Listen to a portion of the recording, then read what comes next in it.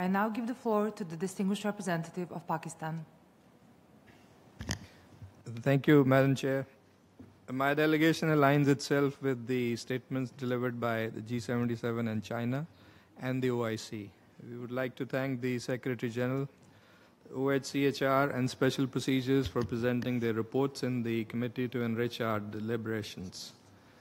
The third committee gathers this year at a time when the promise of human rights enshrined in the Charter, the Universal Declaration of Human Rights conventions, and international law is increasingly under strain. Despite progress, the global human rights situation remains dire and demands our urgent attention. Across continents, millions continue to suffer from violence, foreign occupation, discrimination, and systemic injustices.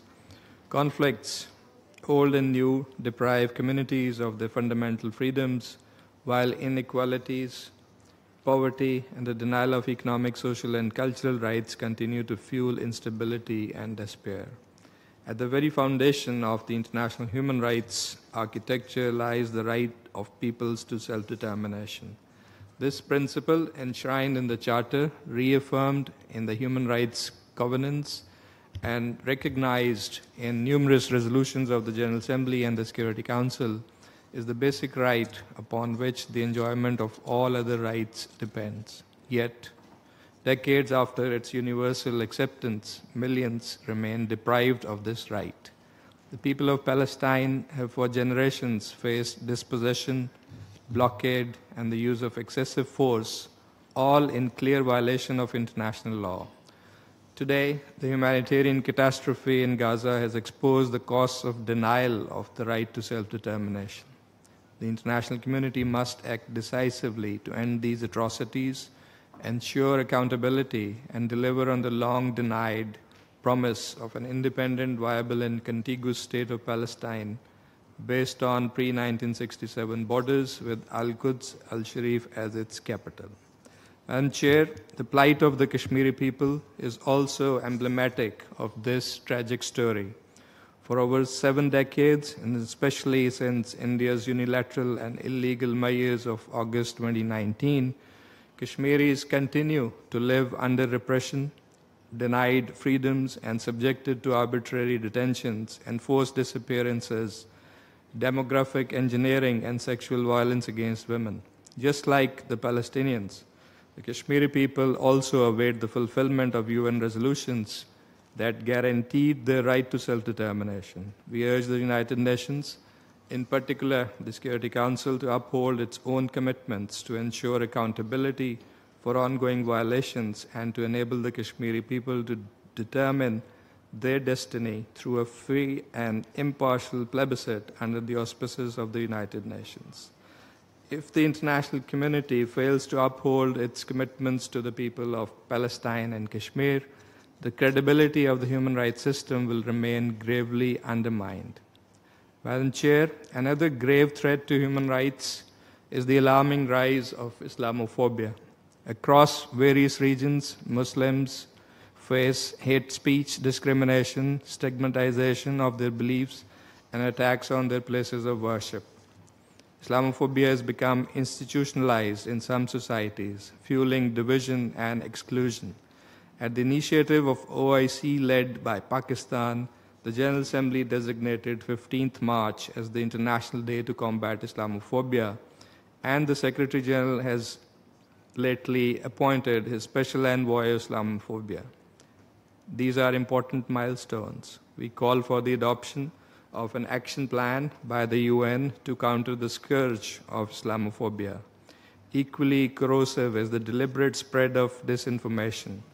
It is no longer a passive distortion. It is, in fact, a weapon deployed to deflect scrutiny from grave violations, malign communities, and delegitimize their just struggles. If unchecked, it will undermine trust, divide societies, and silence the victims. Pakistan recognized this danger early on and led the adoption of the landmark consensus resolution on countering disinformation for the promotion and protection of human rights and fundamental freedoms by the General Assembly in 2021. This landmark resolution provides a framework to address this menace while safeguarding freedom of expression. We urge all member states to join us in operationalizing its vision to ensure that truth, not fake news and propaganda, guides our collective response to human rights challenges. Madam Chair, the indivisibility of human rights requires that we address with equal urgency the economic, social, and cultural rights of peoples. The long-standing imbalance in global focus with a disproportionate emphasis on civil and political rights is unjust and unsustainable. The right to education, health, housing, decent work, and an adequate standard of living are no less fundamental. Poverty, hunger, and exclusion are not only violations of rights in themselves, they are also the root cause of instability and conflict. The right to development must be reaffirmed as universal and inalienable. Only through a just international economic order can all peoples enjoy their human rights. For developing countries, the neglect of economic, social, and cultural rights, including the right to development, makes it harder to achieve the Sustainable Development Goals, to combat climate shocks, and build inclusive societies. Madam Chair, to translate the vision of human rights for all and to leave no one behind, we must first ensure that human rights conventions and resolutions are implemented both in letter and spirit, and there be no impunity for any violations. Second, economic, social, and cultural rights must be brought to the center of our global agenda with special attention to the needs of developing countries. Third, the protection of civilians, especially women and children in occupied territories and conflict-affected areas, must be prioritized, and perpetrators of war crimes must be held accountable. Fourth, digital technologies must be governed in a manner that bridges divides rather than deepens them, ensuring that Global Digital Compact is a tool for inclusion and protection of rights. Fifth, we must intensify international efforts to combat disinformation, hate speech, racism, xenophobia, and Islamophobia through legal, educational, and awareness-raising measures. And finally, the right to development must be reaffirmed as a universal and inalienable right. We must work towards creating an international environment that enables equitable and sustainable development for all. This includes addressing structural inequalities in the global economy and reforming international financial institutions that benefit developing countries. Madam Chair, the challenges before us are immense, but the opportunities are equally great.